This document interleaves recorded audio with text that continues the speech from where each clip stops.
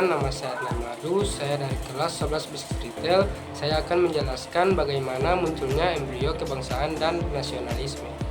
Munculnya embrio kebangsaan dan nasionalisme Indonesia. Kesadaran kebangsaan dan nasionalisme Indonesia tidak muncul secara tiba-tiba pada awal abad ke-20, melainkan sudah berakar pada masa lalu. Embrio nasionalisme mulai terbentuk melalui pengalaman sejarah panjang bangsa Indonesia.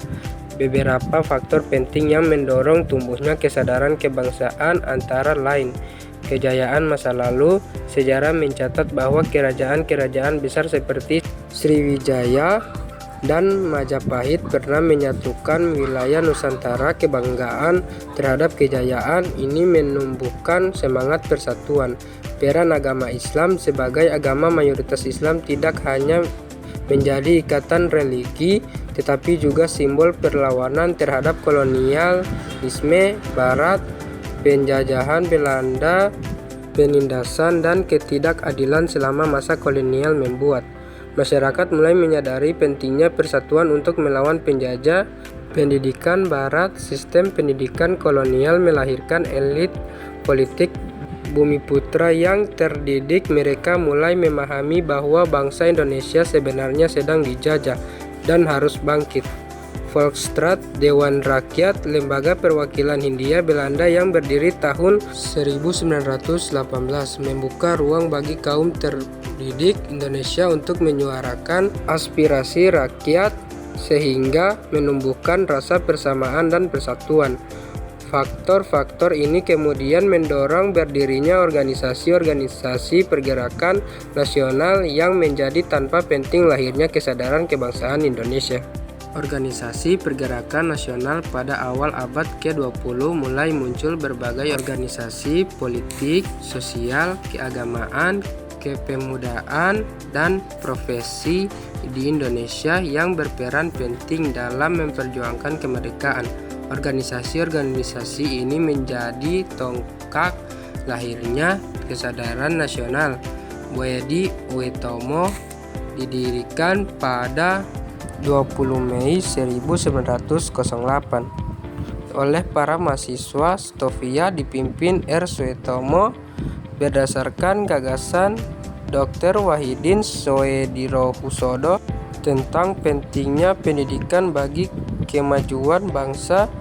BO menjadi organisasi awal yang menumbuhkan semangat persatuan dan kebangkitan nasional. Fokusnya adalah memajukan pendidikan dan kebudayaan, terutama di Jawa. Organisasi ini bertahan hingga 1935 sebelum bergabung dengan Perindah. Sarekat Islam awalnya bernama Rekso Roe Mekso, didirikan oleh Haji Sumanhudi di Solo pada 16 Oktober 1905.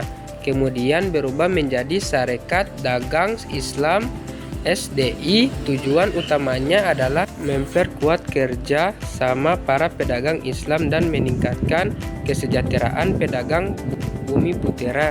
Setelah bergabung dengan HOS Tejo Kroaminoto, nama organisasi diubah menjadi Sarekat Islam agar tidak hanya fokus pada pedagang.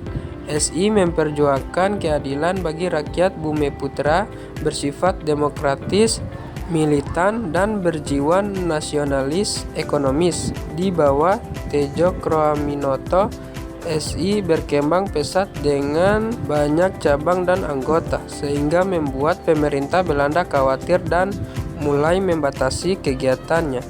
Pers dan sastra memiliki peran penting dalam membawa kemajuan bagi masyarakat Indonesia. Salah satu contohnya adalah Surat Kabar Suenting Melajoe yang terbit pada awal abad ke-20. Surat kabar ini menjadi istimewa karena diterbitkan oleh perempuan dan ditujukan untuk memperjuangkan hak-hak perempuan. Rohana Kudus sebagai redaktur sekaligus menjadi wartawan perempuan. Rohana Kudus sebagai redaktur sekaligus menjadi wartawan perempuan pertama di Indonesia. Penerbitan Suenting Melajoe menunjukkan bahwa perempuan mulai aktif menyuarakan pemikiran dan memperjuangkan kemajuan bangsa. Tirto Adi Soerjo adalah tokoh pribumi pertama yang menggunakan surat kabar sebagai alat untuk membentuk opini publik dan menyebarkan ide nasionalisme.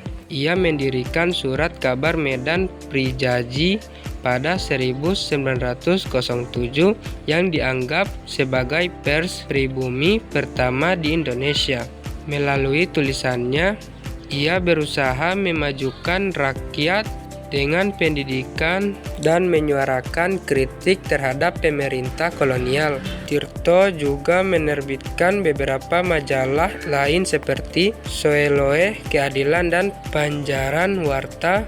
Menjelang 1920, semakin banyak surat kabar pribumi yang berani mengkritik Belanda seperti Oetoesan, Melajoe, dan Soera Perempuanan yang menjadi suara perlawanan terhadap kolonialisme.